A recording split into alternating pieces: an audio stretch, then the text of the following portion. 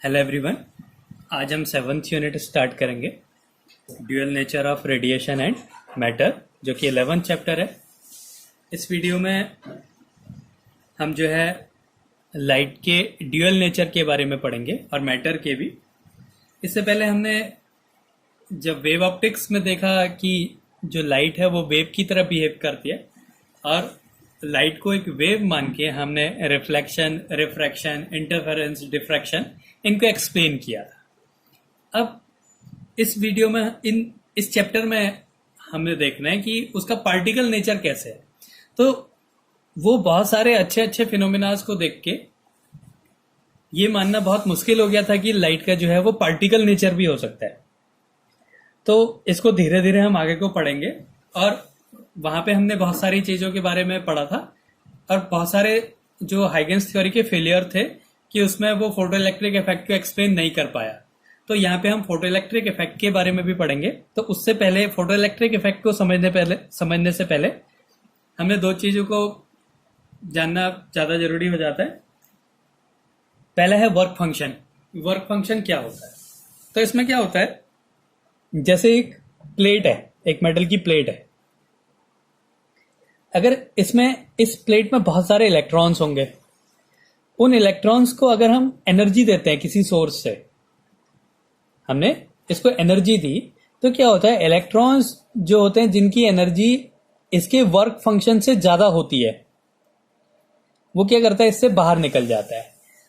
Work function का मतलब है ऐसी एनर्जी जो कि इलेक्ट्रॉन को उसकी सरफेस पे ले आता है। इसमें बहुत सारे इलेक्ट्रॉन्स होंगे, तो हमने किसी इलेक्ट्रॉन को एनर्जी दी और वो उसकी सरफेस पे आ गया, तो हम उस मिनिमम एनर्जी को बोलते हैं वर्क फंक्शन। तो it is the amount of minimum work required on electron of a metal so that it is emitted out from the surface. उस सरफेस पे आ जाता है, उससे बाहर नहीं जाएगा। उसकी सरफेस पे लाने के लिए, सरफेस के बाहर लाने के लिए जो एनर्जी रिक्वायर्ड होती है, एनर्जी का मतलब है जो वर्क करना पड़ता है हमें, उसे हम बोलेंगे वर्क फंक्शन। तो it is the minimum work required, it is the amount of minimum work required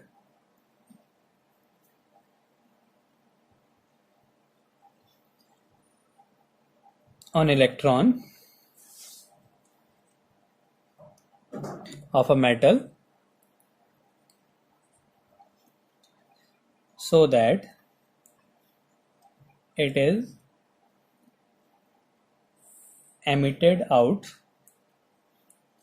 from the surface। एक मेटल में एक इलेक्ट्रॉन को हमने इतनी एनर्जी दी कि वो उसकी सरफेस के बाहर आ गया, तो उसने जो वर्क करा उसको हम बोलेंगे वर्क फंक्शन। ये वर्क फंक्शन भी एक एनर्जी है, इसको हम फाई से रिप्रेजेंट करते हैं और ये होता है एच न्यू नॉट। तो इसमें हम ये भी पढ़ेंगे कि जो लाइट है उसको हम अब फोटॉन्स बोलेंगे और फोटोन जो है वो एक पार्टिकल की तरह बिहेव करेंगे। वो जब किसी सरफेस पे स्ट्राइक करेगा तो वो पार्टिकल की तरह बिहेव करेगा। तो ये वर्क फंक्शन है फाई एच न्यू नॉट। जो एच है वो प्लैंक कांस्टेंट है।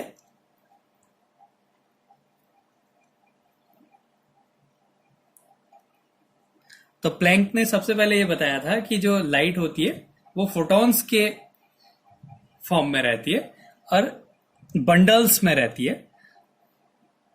और न्यू नॉट जो है ये होती है थ्रेशोल्ड फ्रीक्वेंसी। Threshold frequency. तो ये अब थ्रेशोल्ड फ्रीक्वेंसी क्या होती है और ये है कि इसकी वर्क फंक्शन के लिए।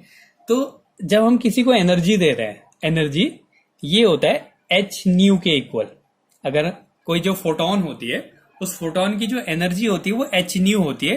ये प्लैंक ने बताया था कि अगर हम किसी फोटोन, कोई भी फोटोन है उसके पास एक एनर्जी होगी जो कि एन एच न्यू होती है। इंटीग्रल मल्टीपल होता है 1 2 3 4, तो इक्वल्स टू क्या होता है, एन एच न्यू होता है। तो अब वर्क फंक्शन क्या होता है, एच न्यू नॉट होता है। और वर्क फंक्शन होता क्या है, किसी भी इलेक्ट्रॉन को उसकी सरफेस पे लाने पे जो वर्क रिक्वायर्ड होता है उसको बोलते हैं हम लोग वर्क फंक्शन, या फिर जो मिनिमम एनर्जी रिक्वायर्ड होती है उसको बोलते हैं वर्क फंक्शन। अब कोई भी पार्टिकल है, उसके पास अगर एनर्जी है तो उसके पास कोई फ्रिक्वेंसी भी होगी। तो ये भी क्या है, एक एनर्जी है। तो इस एनर्जी की जो ये फ्रिक्वेंसी होती है, ये मिनिमम जो फ्रिक्वेंसी है, इसी को बोलते हैं थ्रेशोल्ड फ्रिक्वेंसी। अगर हम किसी इलेक्ट्रॉन की फ्रिक्वेंसी उसकी थ्रेशोल्ड फ्रिक्वेंसी के इक्वल कर दें तो क्या होता है, वो अपने आप अपनी सरफेस पे आ जाता है। तो थ्रेशोल्ड फ्रिक्वेंसी क्या होता है, it is threshold frequency.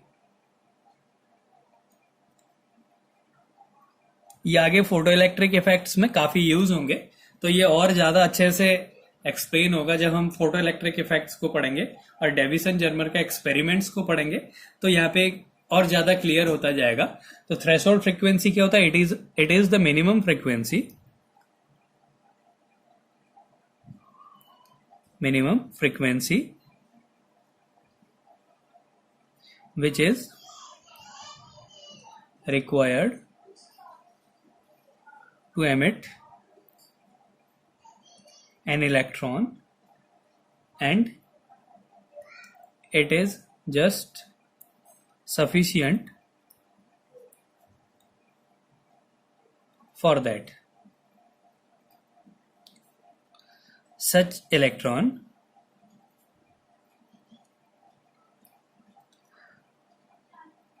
will come out from the surface, come out from the surface, but will have no kinetic energy.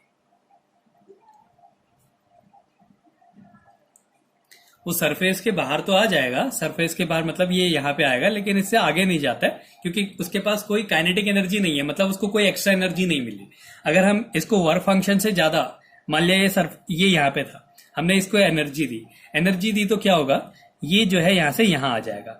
तो इस टाइम में जो इसकी एनर्जी यूज हुई वो हुई एच न्यू नॉट, और ये जो न्यू नॉट है इसकी थ्रेशोल्ड फ्रीक्वेंसी है, दोनों एक ही चीज है।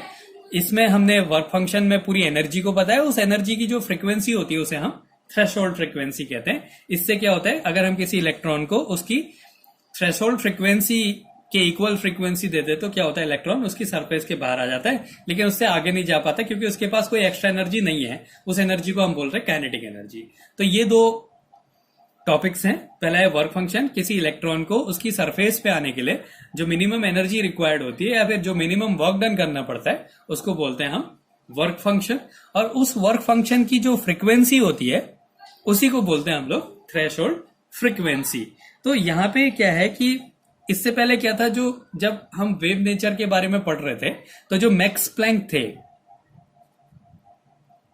उन मैक्स प्लैंक ने बोला कि जो लाइट होती है वो बंडल्स, पैकेट्स के फॉर्म में आती है, और वो पैकेट्स जो है उसके पार्टिकल नेचर को बताते हैं, और एक पैकेट की जो एनर्जी होती है वो एच न्यू होती है। ये जो है मैक्स प्लैंक ने बताया, आगे जाके आइंस्टाइन ने इसको फॉलो करा और आइंस्टाइन ने एक अपनी फोटो इलेक्ट्रिक इक्वेशन दी, उसके लिए आइंस्टाइन को नोबेल प्राइज मिला, उसके बारे में भी हम पढ़ेंगे। तो ये पहले ये दो टॉपिक्स को ही पढ़ना है, वर्क फंक्शन और थ्रेशोल्ड फ्रीक्वेंसी। इसके आगे टॉपिक में हम फोटो इलेक्ट्रिक इफेक्ट और स्टॉपिंग पोटेंशियल्स के बारे में पढ़ेंगे।